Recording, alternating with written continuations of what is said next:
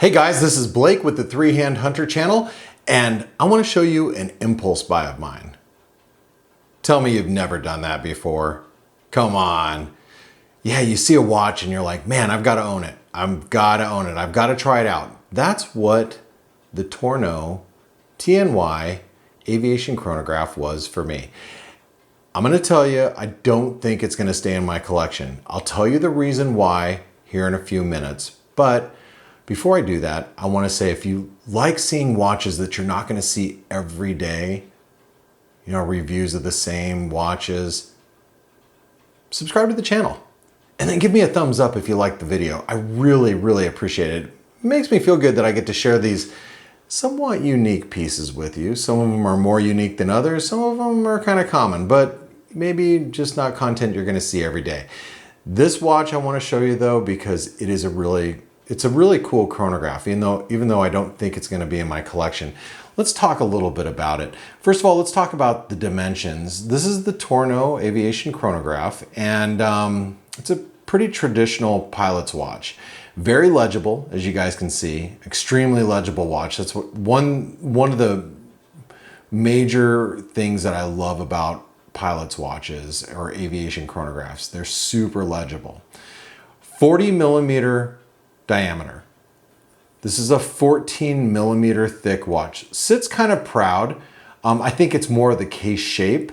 It's like this, this barrel case shape. 49 millimeters lug to lug, but it still sits really well on the wrist. And I think that's just because of the sharp points here. I think it really wears more like a 47.5. I do have a 7.25 inch wrist, and I'll talk about that in a little bit. This is a 20 millimeter, these are 20 millimeter lug widths, okay?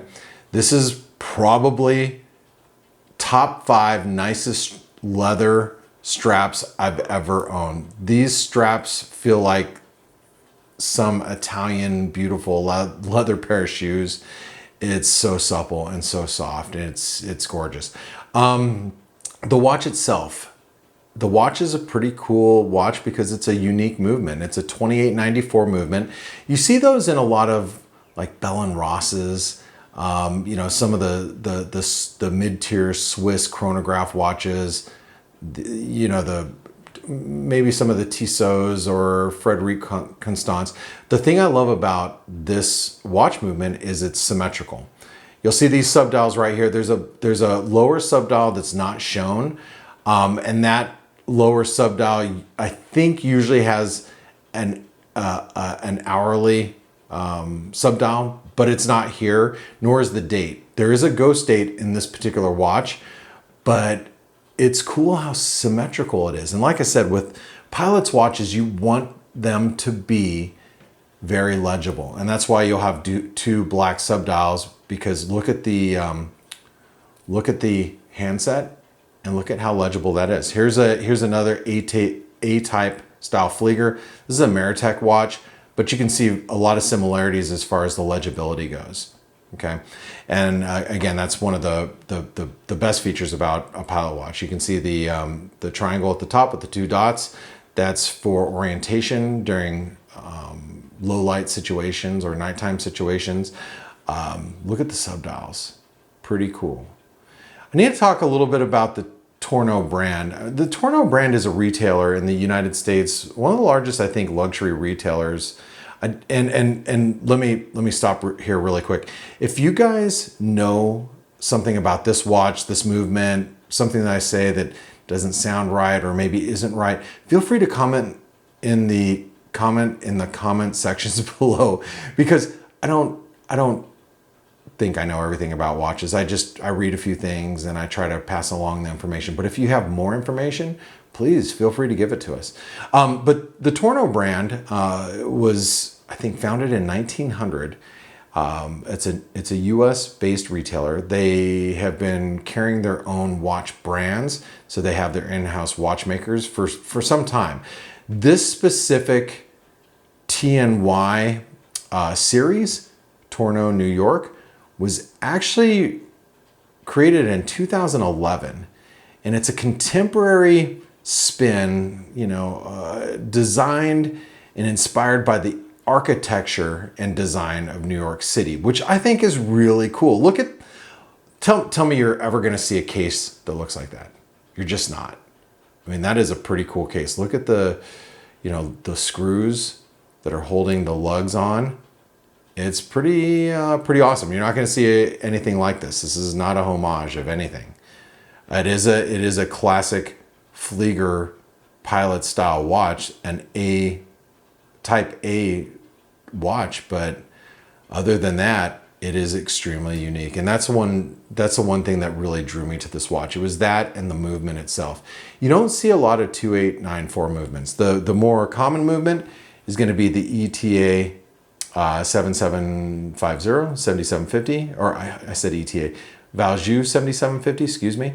That's what's in this Hamilton. I'll talk about that here in a moment.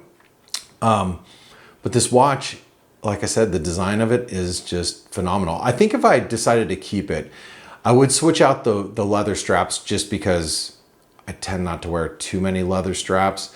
I'd probably rather swap NATOs out of this watch, but that would take away from the case back. And look at how cool the case is, and look at how decorated the movement is. It's a beautiful decoration. For you know, mid-tier Swiss watch, it's done up pretty well, and I think that's the in-house watchmakers that Tourneau employs. You know, that's their handiwork. It's really quite neat. Now, I want to talk a little bit about the watch. You can see the movement, and the chronograph movement is moving. One of the things I don't like is these pushers are a little tough to press. Not because the movement's difficult to use, it's just these pushers are a little too sharp for me. But the chronograph works great. I just turned it off, reset it. I'm gonna click the lower chronograph and it resets it right back to 0. The movement's been awesome. It runs extremely strong. The reason why I'm not going to keep this watch is, as you probably noticed, this is not a 3-hand watch. This is a 5-hand watch. And, you know, this is also, you know, a 5-hand watch. I don't tend to keep a lot of chronographs in my collection. I've had a lot of 7750 Value movements, and I've enjoyed them all. And this is no exception. I did want to try out a 2894.